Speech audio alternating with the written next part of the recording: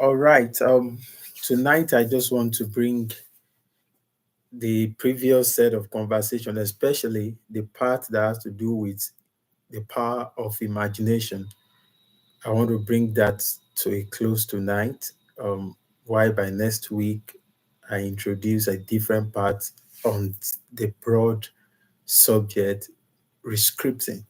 So we are not going to be done with rescripting tonight or today, but we'll be bringing to an end everything we want to talk about around, at least for now, about the power of imagination. I'm not going to wait for any other person coming to join. Whenever they get in here, they will see what we are doing. Maybe at a time that is okay for them. There's no point waiting for other people. Olorunfemi Jesse Moses, good to have you on board tonight. You are welcome. You're welcome. That's from Nigeria. Interesting. Um, Oluwole, yeah, I know you're in Lagos. Good to have you guys tonight. So, a couple of weeks ago, we started on this subject matter, rescripting. I did a session on it where I spoke about how you can rescript and change the narratives that are not consistent with greatness, so to speak. And of course, we started on the ability to rescript through journaling, where you have a statement of purpose that describe your vision and the core values that your life is angulated around. Then, when I left the subject matter as touching um, journaling, we moved to the power of the spoken words. After the power of the spoken words, we entered into imagination. So, on imagination, we've had two different sections or sessions, and this is going to be the third, and that's where I'm going to stop on that subject matter. So, while we're talking about the power of imagination, I remember that I explained that a lot of things that will happen to people will have first visited them in an invisible and what some people would describe as intangible format. So where I was trying to let people realize that anything coming to you, unto good or unto evil, they are seeking a space in your soul for partnership. So for those things to come to pass, there is a cooperation, a partnership, there is a responsibility that's required from you. Otherwise, what we describe as you giving residency to um, ideas that are coming as visitation. And after that, we move to how to deal with negative imaginations. I share different examples. But the beautiful thing is the videos are there and they are made public. If you are joining us for the first time, all these things I'm trying to do a recap on, they are available for your consumption, even on this same channel. And if you are joining us at any point, just try to like the video. If you have not subscribed to this channel, we would like you to do that. When you like the video too, it's possible other people will be able to see it. All right. So, and tonight also, the beautiful thing is I'm going to finish early or earlier than usual, hopefully, so that I will be able to attend to a couple of questions. So if you have a question, maybe from the previous classes, at any point, begin to type them. And when you type them, I think I will make Gabriel, there is a way I can give access to Gabriel so that we can pin some of those questions. Let me see if I can by myself pin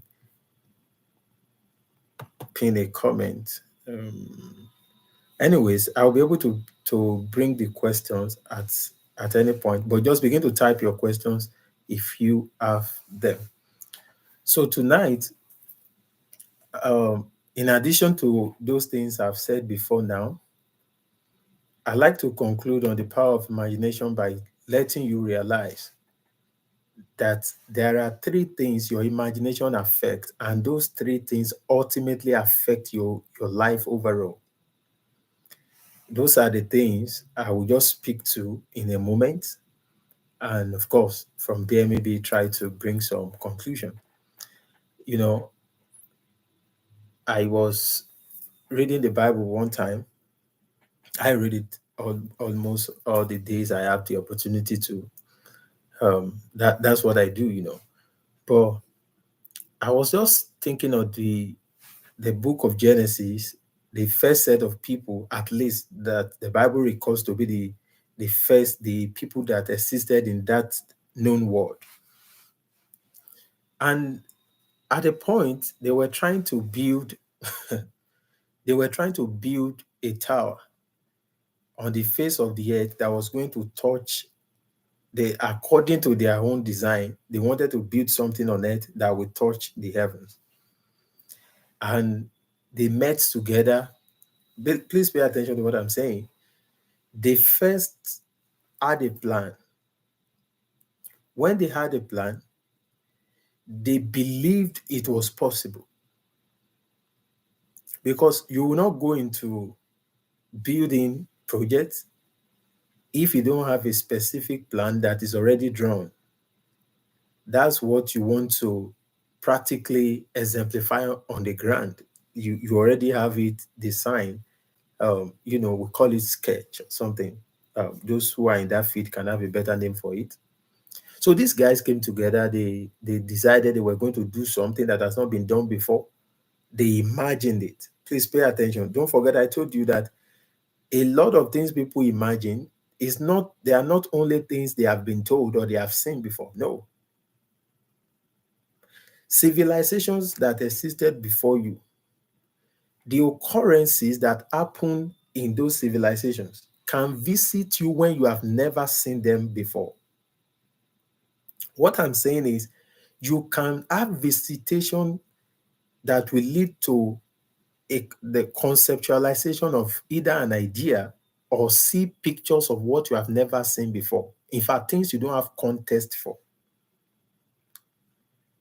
It will be clearer enough for those who were around when I differentiated between soul, spirit, and body, and the function of each of those things, those compartments of a whole human being.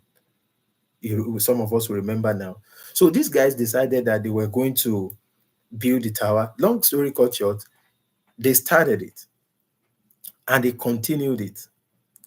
And what shocked me was that the Bible says that God in heaven, on his own, you see, in the fullness of his authority, he must have analyzed the whole thing. So whatever God is saying is the truth. Look at the response of God. God was saying that, you see, these people, because they have strongly determined in their heart. Now, what they determined was not even the will of God. What they determined had nothing to contribute to the plan of God for their times. But because they conceptualized it and they believed in it, God said that which they have determined to do will not be impossible unto them, except we stop them. Are you saying that? That which they have imagined, and now that they have determined to execute it, if we don't interrupt them, there is no way it's not going to stand. Now, that's something that God does not approve of. You can now imagine, if you have imagined the purpose of God for your life, if you have imagined something that God is backing up for your own life, it means if you imagine it well and you believe in the possibility of that thing, it will definitely come to pass. If you believe, if only you believe.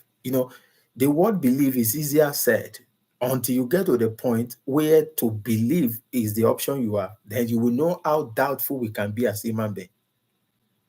So I said all of that to say, I like you to know that when you get it right on how to conceptualize positive and godly thoughts, You must believe that what you are receiving, what you are thinking, can really happen.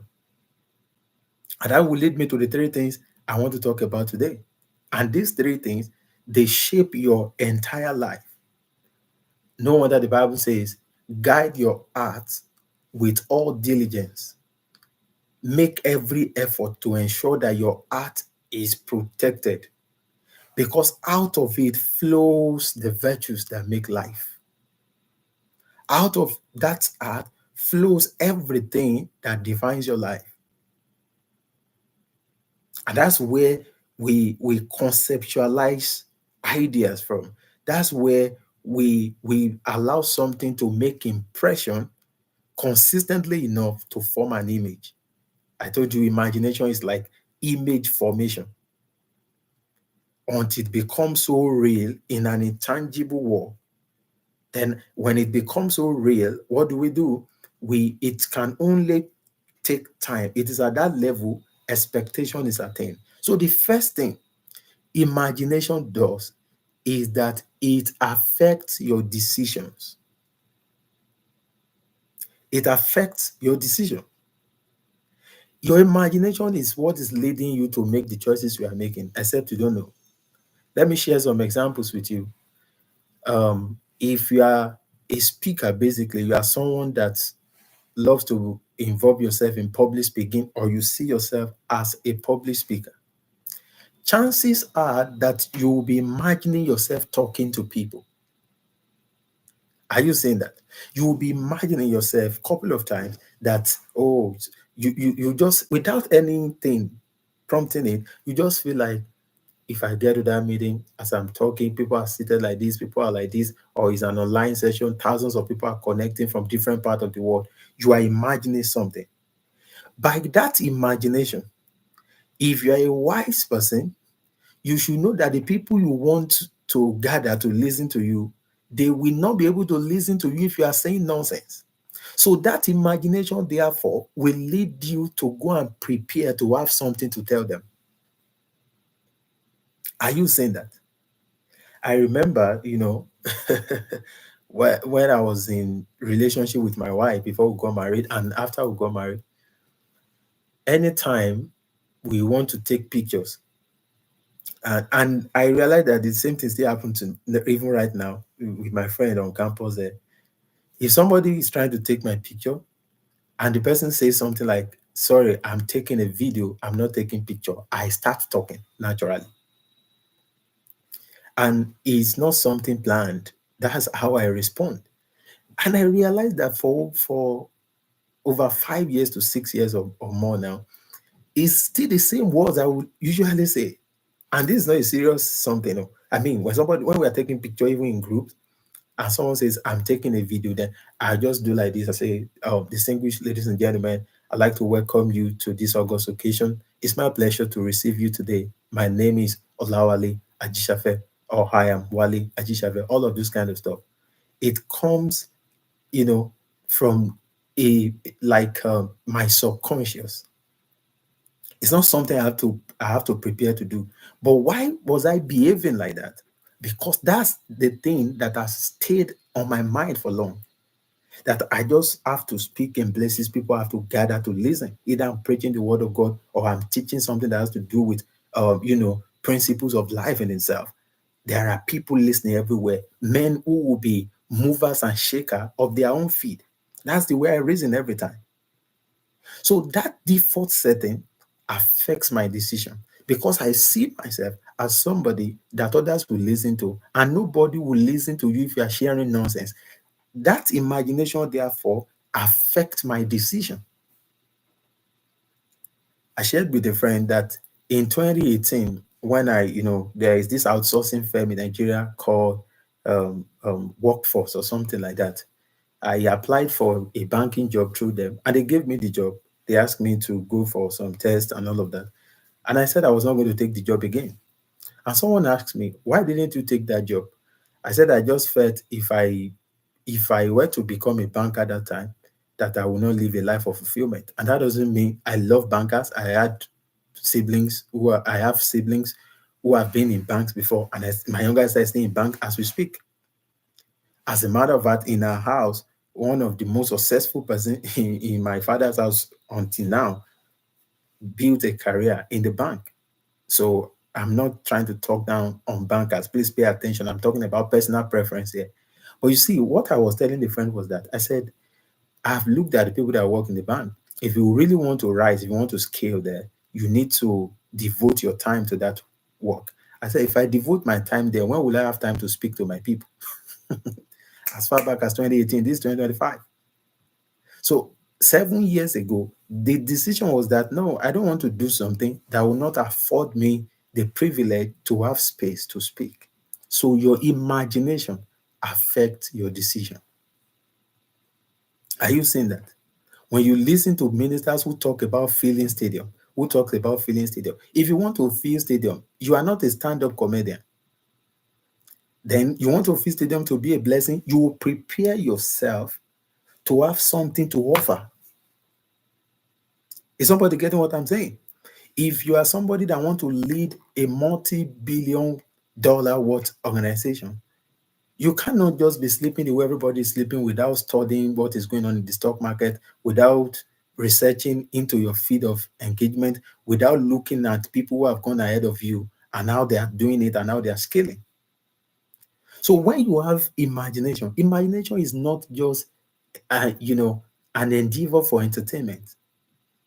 It is a life-changing decision that whatever you allow to stay so long in that space of yours, that will determine where your future is going to be. That will determine what your future is going to look like. So your decision is also depending on the kind of thoughts that are going on inside of you. Are you getting that? It's like someone, maybe let me use those of you who are still in school or doing your graduate studies. If you want to get a perfect GP, you know, maybe 4.0 over 4.0, 5.0 over 5.0. If that's your goal, if that's your objective, if that is exactly what you want to achieve, then you can begin to imagine it. Because through imagination, sometimes we curate what we call fantasy, which is a positive endeavor, such that you are simulating what will be the advantage of your actions if you actually obey them. If you commit yourself to this practice, what should be the outcome? For instance, if you are praying regularly as a minister of God, every believer needs to pray. But I'm saying if you are praying intentionally, maybe you desire an encounter, you want to be a minister that when you speak, power begins to flow from you.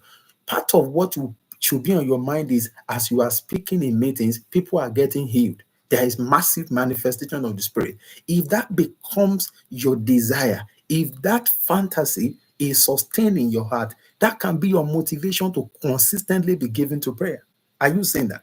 If you are studying a material and you are somebody that people listen to, you mentor people, you disciple people into destiny. As you are studying, you don't get tired ordinarily because you know when you show up in places, lives are going to be set in order. Therefore, that desire, that your objective, are you saying that? You can create a picture of the outcome even when it has not happened, and let that picture therefore be directing you. If that happens, your decision will actually be altered.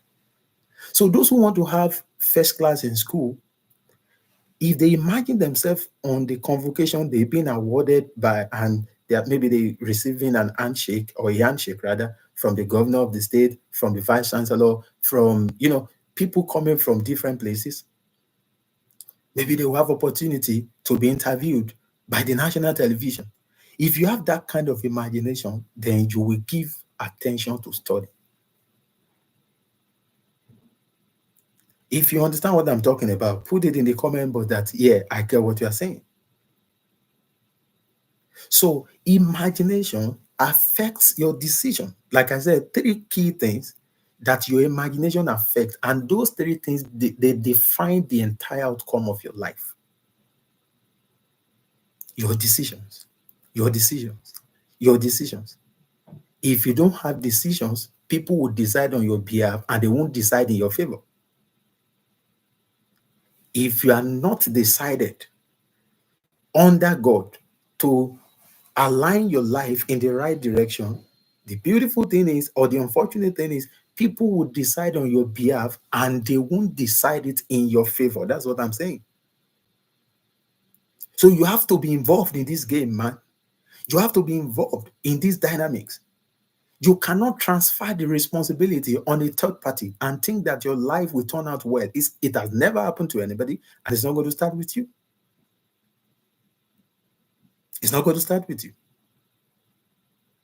So you have to be involved in the decisions going on around your life. And that imagination is part of it's one of those vital forces that alter the decisions you are going to make. If you don't want to be a poor guy, maybe poverty has dealt with a lot of people, and you are not trusting to become rich through manipulation of other people. Because a lot of people, they only become financially stable by preying on lack of intelligence of the majority.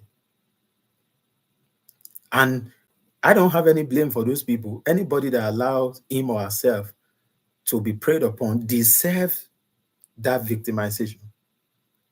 Oh, yes. But that's a secondary conversation. But if you have imagined what abundance can do for you, what abundance can do in the enablement of you to fulfill your purpose, what abundance can do for you to be a blessing to other people, what abundance can do for you to contribute majorly to serious agenda. If those things are the things you are imagining, I hope you know you can't sustain that kind of imagination for a long while, and you will be making decisions that will lead to smallness. It will never happen. So when people make decisions, those decisions are the byproduct of the kind of thought process they have entertained or they have permitted over the years. I remember one of my elder siblings or older siblings. He he was applying for job. I mean, years back, I should be in primary school this time. I'm trying to talk about either I was in primary school or high school, but I knew I was not yet uh, in the university that time. He was applying to get jobs. Those were the days in Nigeria that companies were using newspaper to advertise positions, openings, and all of that. I don't know if they still do that today. I think everybody, they either use LinkedIn, use different platform, Indeed in Nigeria, and several of them like that. But then they were using newspaper. You could literally read newspaper, get an advertisement, and apply and get the job. That's what I'm saying. But that time, this man said, any company that advertised their opening, but without taking up to at least half of a page of a newspaper, he was never going to apply to that kind of companies. And I was asking what he meant by that. And he said it's a very simple thing. A company that couldn't pay enough money to buy half of a page of a newspaper did not have what it takes to have him as a member of staff. You can imagine how that person was reasoning. He said, no, no, no, no, no. How should I give my time to a company that couldn't buy half page of a newspaper? Some people will just buy a small column that if you don't read the newspaper well, you were not going to see what was written there. So if your imaginations are actually tending towards big things, towards making meaningful impact, your decisions will not revolve around smallness. So that's number one. Decisions, decisions, decisions. Then number two, your imagination affects your actions.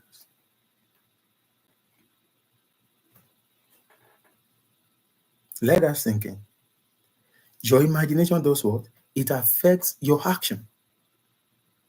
We all know that A lot of things we do, they are just a reflection of the decisions you have made. But not all your actions are product of your decision. Some actions are actually product of reflex or product of let me just call it reflex action. That is something you didn't plan to really do. Situation, occasion just warrants that, and you just find out that this is just the way you could respond. So what I'm saying is a major part of the actions you are taking will be a product of your decisions, but not all your actions are product of your decision. There are actions that are just your default responses as occasion demands, even when you have never thought about them. But both the one that follows decision and the one happening without uh, a decision that has come prior to it, all of them respond to your imagination. Are you seeing that? Because it is in that subconscious mind, it is in that seat where you form images when there are no, I mean, immediate demand. You see, that part of you is where you reach out to every time you are in need. Whatever you do, either when you are under pressure, what you do when you are in distress, what you do when you are in their needs, all of them are reflections of the stuff you are made of. Because you cannot produce what was never inside of you. You cannot give out what never entered you. I shared a story with some of our people, how like a group of people were going for a church conference and they were using a church bus. That happens a lot in Nigeria, Africa, and some other part of the world where people travel en masse. You just gather yourself together in numbers and you take a public transport or whatever. So they were going for that church conference, and along the line, something happened. Right inside church bus, someone was already calling the name of one of the local gods. They were about to have an accident, basically. And people started reaching out, saying different kind of things. That kind of statement you are not guiding yourself to say. So someone else was saying, "Oh God, in the name of Jesus, we are not going to die." Some were saying, "Oh God, help us, God, help us." But someone else was mentioning the name of a local deity. And that was supposed to be a deacon in that church. They survived it, nothing happened to them. But you see, by the time the whole situation, uh, was allayed, the guy was saying it was a slip of tongue. And when they told me, I said, there is nothing like slip of tongues, such that what you never learned will come out of your mouth because you are in trouble. Are you getting what I'm saying? So the way you act when you had no thought before acting that way, all of them, they have relationship with the kind of imaginations you've permitted in your heart. Because what this is the gateway to the next part of this broad topic I will be teaching next week, and that is talking about meditation. I just don't want to go ahead of myself because this is the part that leads to that. But I want you to know that, like I said in the previous sessions, things that enter through your ears, things you see consistently, they are all forming an image inside of you, a lot of times without your consent. And that's why You are acting more like the people you grew up with or people you spend so much time around. Even when you don't like some of the things they do, if you are sincere with yourself, if you are not intentional to build a contrary ideology to what is predominant around you, you will find out that even when you hate it, you won't hate it enough not to repeat it. Because repeating it is not because you love to act that way, it's because you have been restricted. You have been constricted only to make a decision from the array of options available to you. And the options available to you are those options you gave yourself to, either joyfully or against your wish. They find a way to enter into your spirit, into your mind, and at a point, they form what we call repository, just like a bank where someone is storing different kind of valuables. So when the need arises, you don't have enough time to make careful selection. You just pick one that is needed for that moment. So only what you have stored is from among them you will bring out something. That's how people act. Are we together now? So imagination affects your decision, affects your actions.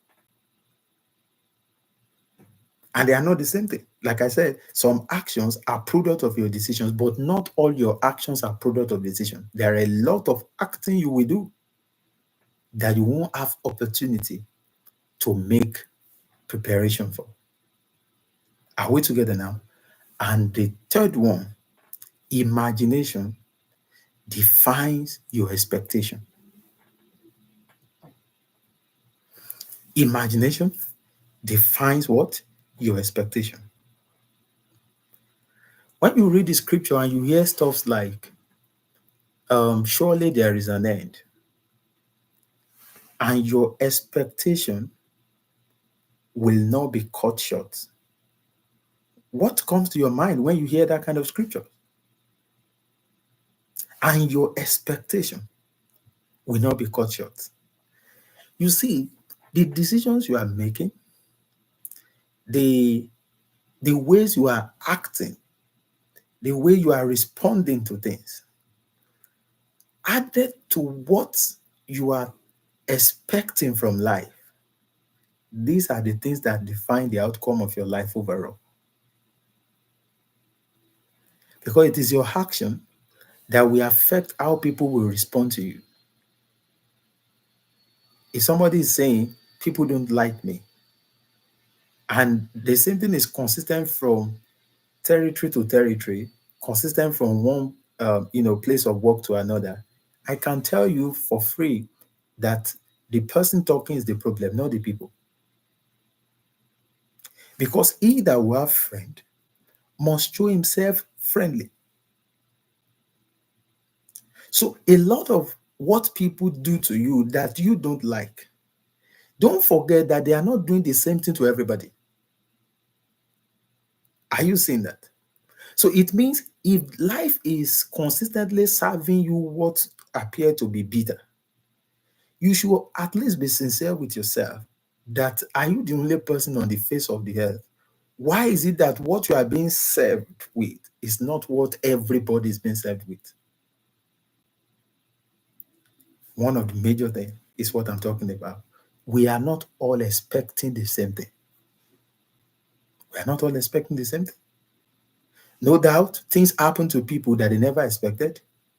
But if you also check very well, only very few people have trained themselves enough to expect good things. Even from life and from people. Just very few people. There are people who don't even expect that someone can favor them. And to them, they believe that is godliness. They don't have any expectation that somebody can be a blessing to them. That's what I'm saying. They don't have expectation that they can receive gift of men that will bring speed to what they are doing. Can you imagine that? They don't have expectation that you know they can be among the people that will be shaping their society in a matter of years. They don't believe, they don't have the expectation that high and mighty persons can be coming, all right, to get intelligence and divine wisdom and counsel from their mouth. And do you know why? They never imagined it. So because they never imagined it, they never took actions that could make that a possibility. And because they have failed in those key areas, their expectation is almost zero or nothing. Unfortunately, there is nobody that has zero expectation, because when you don't have one that you have formed intentionally by yourself, the forces of the universe will serve you the ones they were trying to share that nobody is taking from them. Are you saying that? The forces of the universe will serve them with what nobody is willing to take. So there are people who are always expecting to have accidents. When they are driving, they don't believe they will get to where they are going safely. It is not that moment that their expectation is coming to manifestation. They've been imagining it. It has been part of their consistent imagination. Then now it is defining what they're expecting. As I'm speaking to you, can I say this to you? Everything you are expecting right now, they are a reflection. Everything you are expecting right now is a reflection of the kind of thought process you have sustained over the years. And that is the true reflection of the kind of imagination you've been having. That you've been having. That you've been having.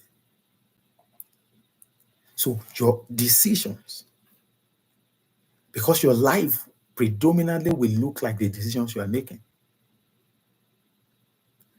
Everything God made, they are beautiful and they are good. And in the previous times, I've told you that you don't need to be bad for bad things to really happen to you. There is an enemy that is not trying to make things happen as God has designed it to be. So on the basis of that, if you enter the ground of neutrality, you've made yourself a victim. You've made yourself a victim.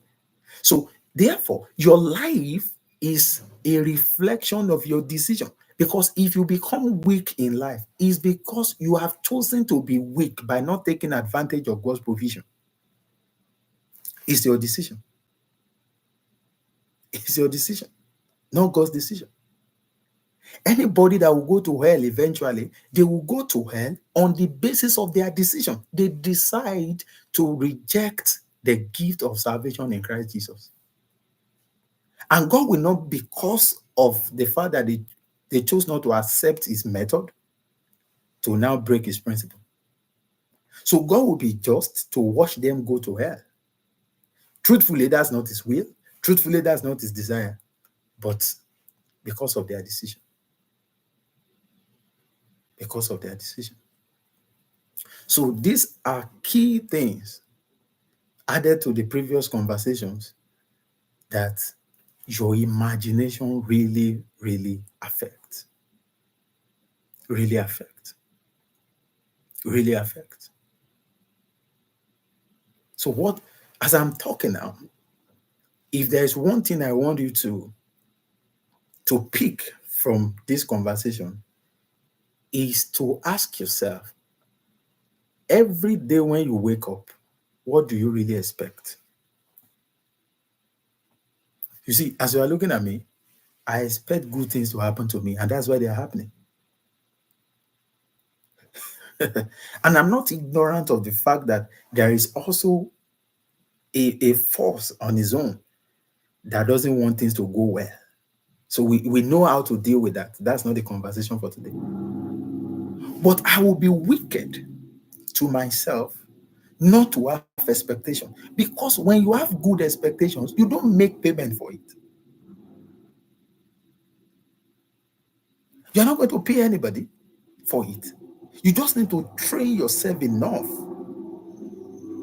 When I want to do something, I don't make plans factoring a specific human being as though this person is the one to come and do this. No, I don't do that at all. Oh, but I don't, because I don't do that, also believe that men will not support what I'm doing. No, because I know God uses men and He uses me for people too. Because every day, I don't expect more from life than I want to give. Maybe I should set that balance. So I'm also trusting God to empower me enough to bring to pass the good expectations of a lot of people. And I know I'm not the only one desiring that way. So there are people who have that kind of desire that I have. Why won't I also apply in the pool and the realm where expectation is an application? Why will I not have an application that I'm submitting? For surely there is an end, and your expectation will not be cut short. What are you expecting? Some of you have businesses. You maybe you are an entrepreneur, and you've started this thing now for a couple of years, and we are the one desiring that this thing should grow and expand. But truthfully, you really don't have any great expectation. So that it is not happening. Why are you surprised? Why are you surprised? You are living in a city where close to 500,000 people are dwelling, and you have something you do that at least close to 200,000 people can actually patronize that service. Then there you are, you don't have 5 people patronizing you, and you are happy. No, you have a wrong expectation. And you can expand this to any aspect of human endeavor. If you are pastoring in a city, you should trust that people should come to your church. You should expect it. And if you're expecting crowd, if you're expecting multitude to come and listen to you, it will show in the kind of preparation that you are giving. For instance, the kind of hall you have decided to rent, the number of seats you are making available, the kind of sermon you are preaching, the kind of communication coming out of your mouth. It will be showing that this person is not only speaking to the demography available. It's like there are people he's still expecting that have not joined. And when those people hear their sound, they will come. But they won't come until you are expecting them. Until you are expecting them. And you will only expect them if you have only imagined it before that they will come. Can I take it to finances? You won't touch millions in their tens and hundreds if you are not expecting them. To just believe that maybe we can't tell, things can change, things may change. Really?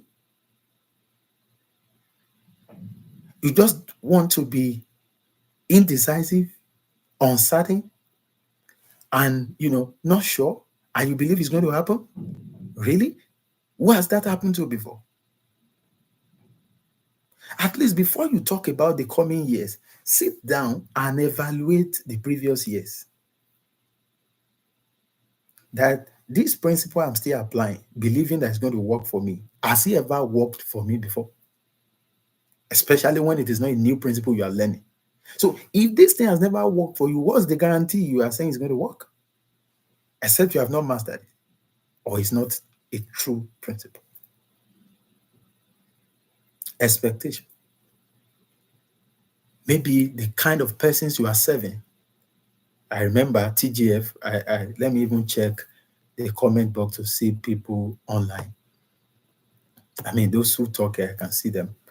Maybe TGF is online. I don't know. He sent me a message a couple of weeks ago, which I'm not sure I've responded to. And I smiled. I told him we're going to talk about it. But that's, wow, Reverend Ogunle. Good evening, sir. Wow, what an honor to have you online tonight. I'm so humbled to have your comments online. Thank you, man of God. Thank you, sir. All right. He said, from the abundance, the mouth speaks. Yes, sir. It is that place, that same heart. That's where everything flows from. That's where everything flows from.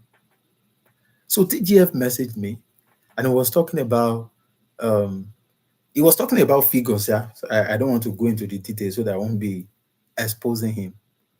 And let me use this opportunity to answer him first.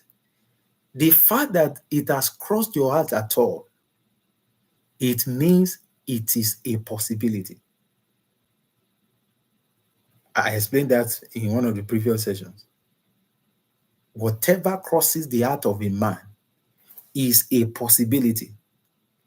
But that to happen, you need to partner.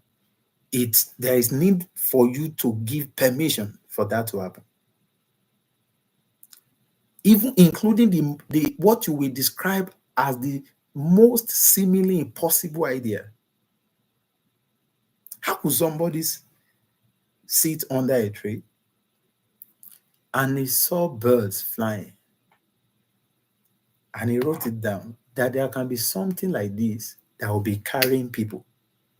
That was how what we all know today as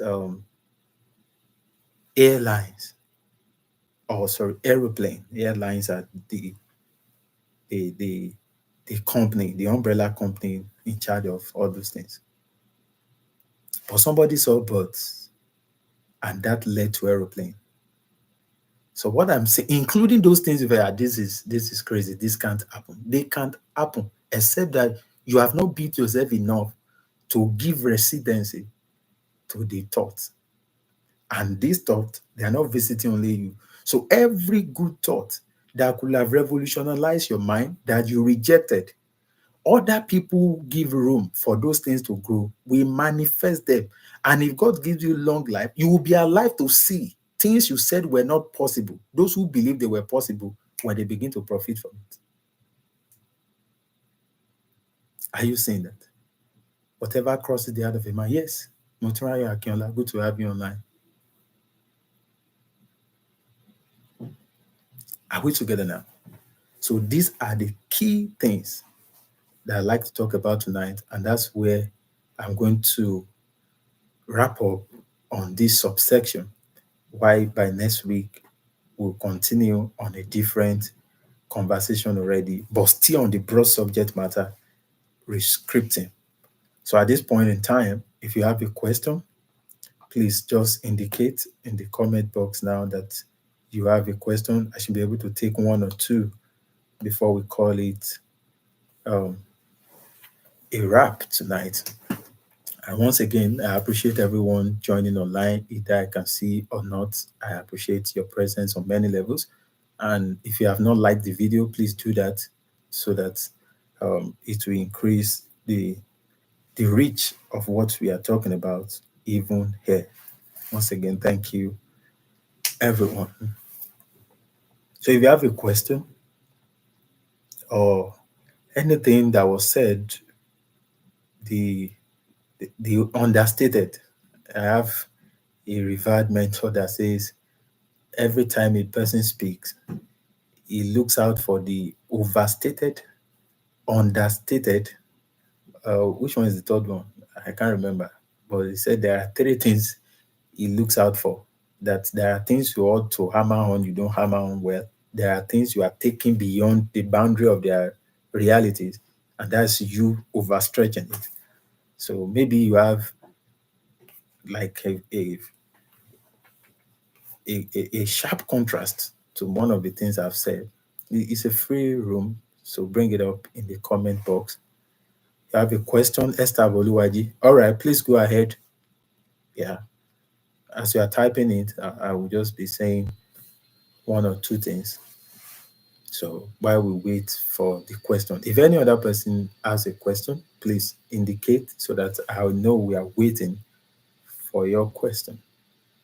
I'll be sure that we are really waiting for your question.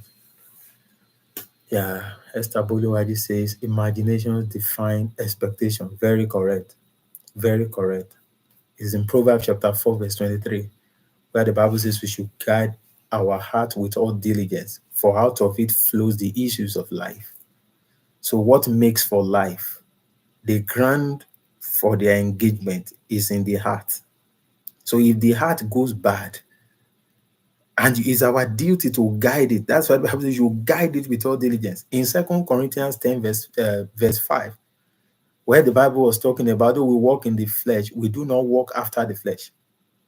For the weapon of our warfare, they are not carnal. So we live like normal human beings, but we don't war like normal human beings. That is, we don't engage. You will do the same job with them. If you work in the bank, they won't give you a different system. They won't give you a different target. It's the same thing. If you are working in, if you are in a school, you will conduct research the way unbelievers are conducting research. If you're a lecturer, you will deliver lecture just the way they expect unbelievers to deliver it. So that's what it means that we walk in the flesh. At least we are doing what natural human beings are doing. But the invisible dimension that we all bring into what we do physically, they are not the same. Because the weapon of our own warfare, they are not carnal. But they are mighty through God, all right, to the pulling down of strongholds. Then he went further to say we should cast down imaginations. Because a lot of imagination, they are militating against the will of God for you. And it is your duty to make sure they don't have a landing course in your life. All right, let me take the question. My question is this: what is the difference between expectation and being too expectant and getting turned down every time? Okay. What is the difference between expectations and being too expectant and getting turned down every time? Okay. If I may understand you quite well, you are trying to ask now what exactly is the difference between normal expectation or ideal expectation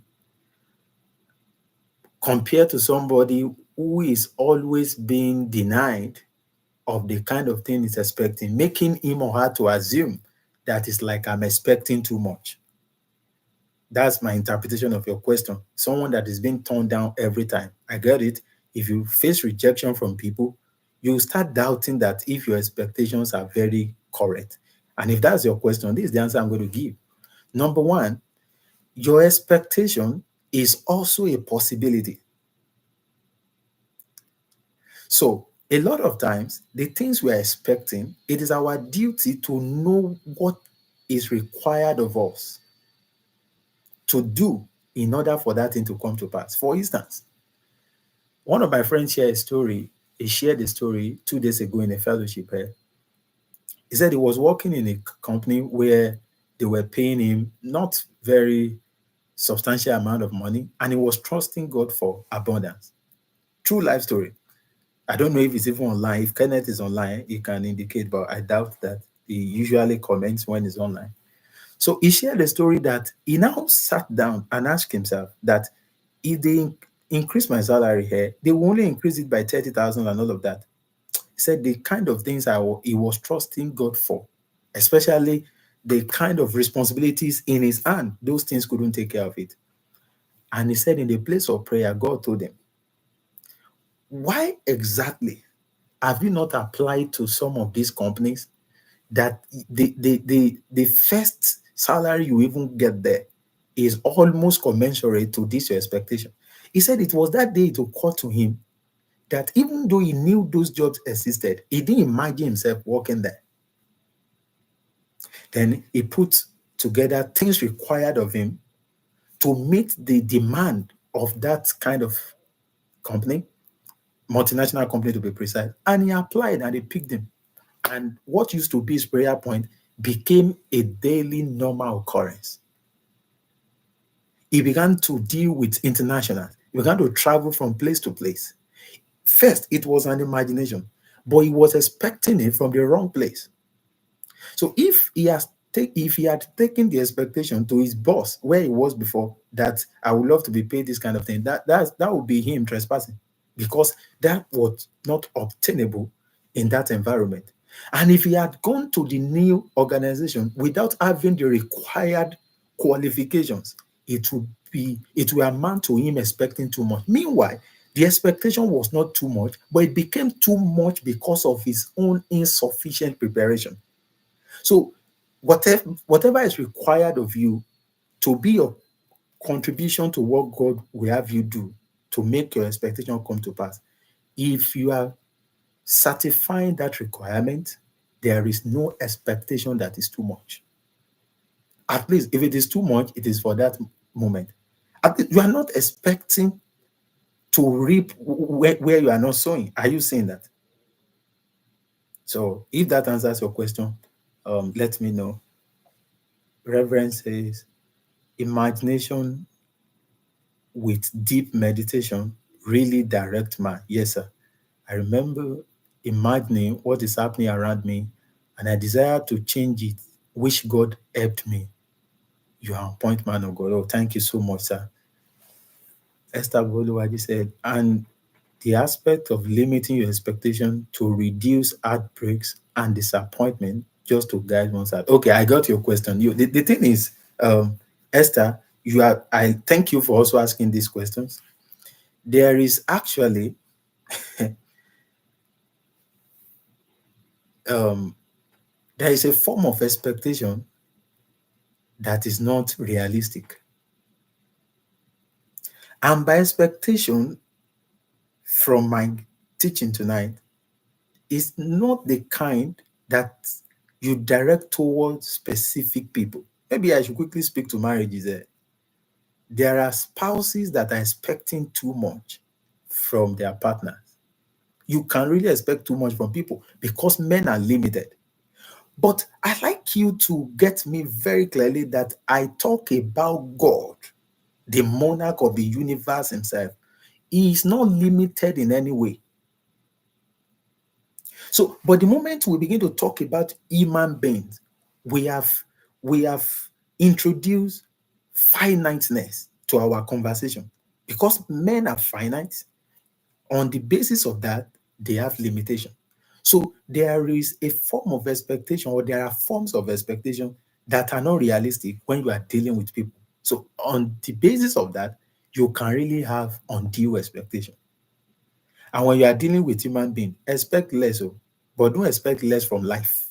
Because life is not about any man. It's about the whole world under God.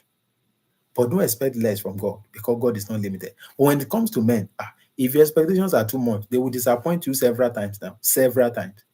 Several times.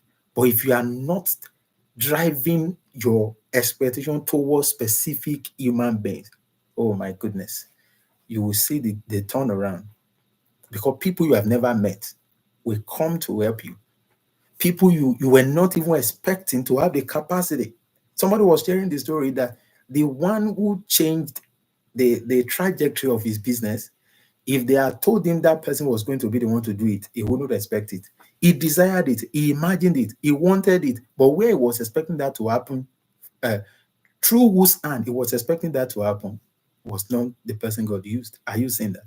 So your expectations are valid, but when you direct it towards men, they can be too much. Are we together? So thank you, Motunrayo. The first place you should direct those things also should be in the place of prayer. Yeah, we are still going there. Some of you are now getting ahead. It means you are getting the spirit of my communication because we are building it line upon line, precept upon precept. By the time we are done with this series, you will see the implication. And finally, um, Ifeoluwa said, for someone who grew up in a dysfunctional environment, Is it right to say if environment destroy the growing up, another environment is the tool for repair without having need for prayers? I don't talk down on prayers because I know what prayer does. I know what it has done in my life. I know what it's doing. And I have the hope of what it's still going to do, bigger than things we have ever imagined before.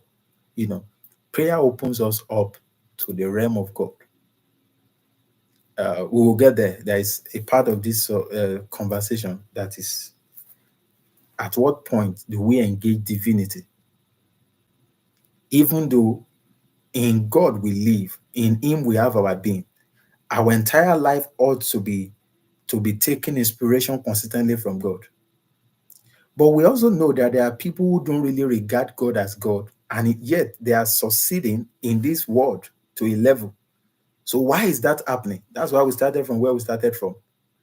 There are things God does for everybody, not necessarily for his children, because he's a good father that caused rain to fall on the good and the evil.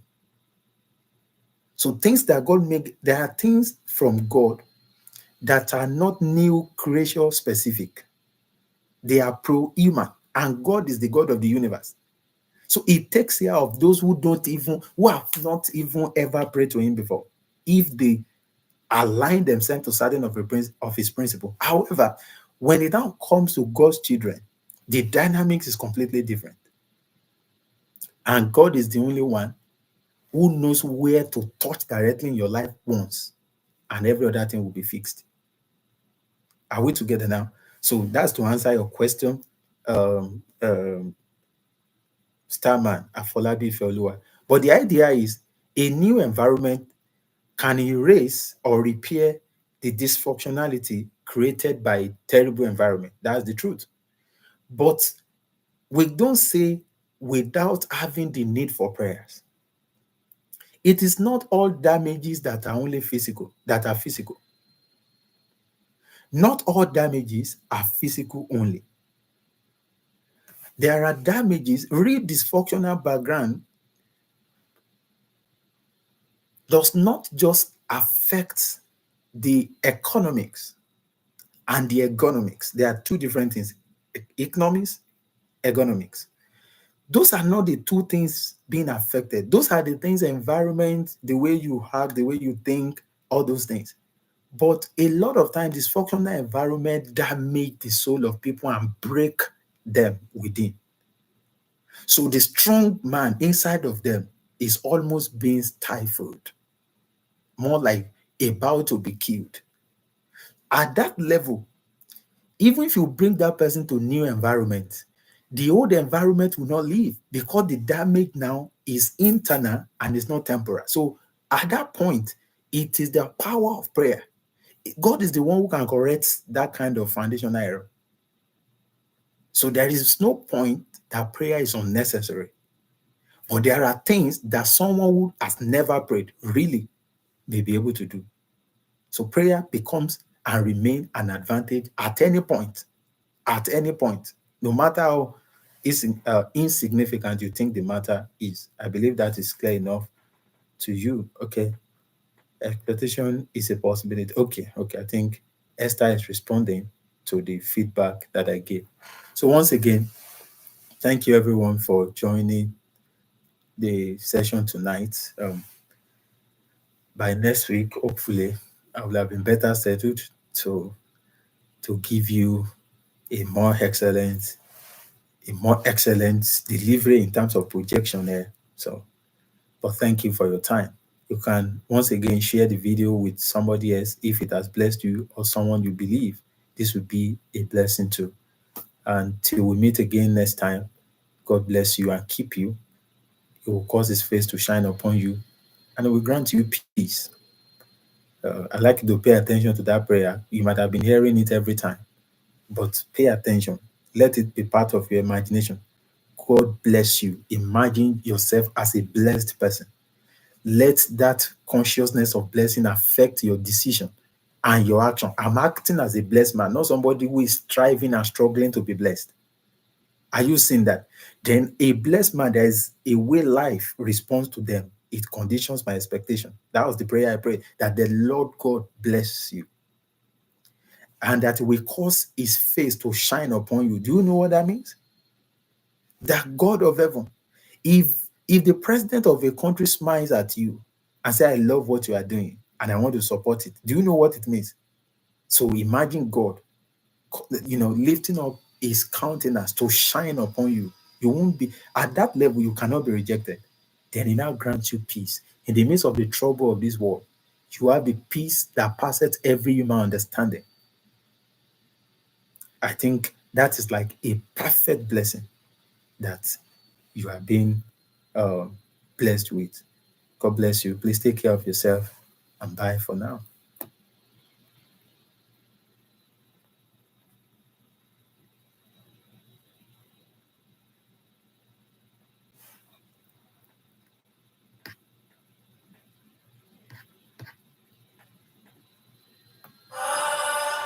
Shall pierce the night, and I will rise among the saints. My gaze fixed Oh, thank you, Jesus. Jesus.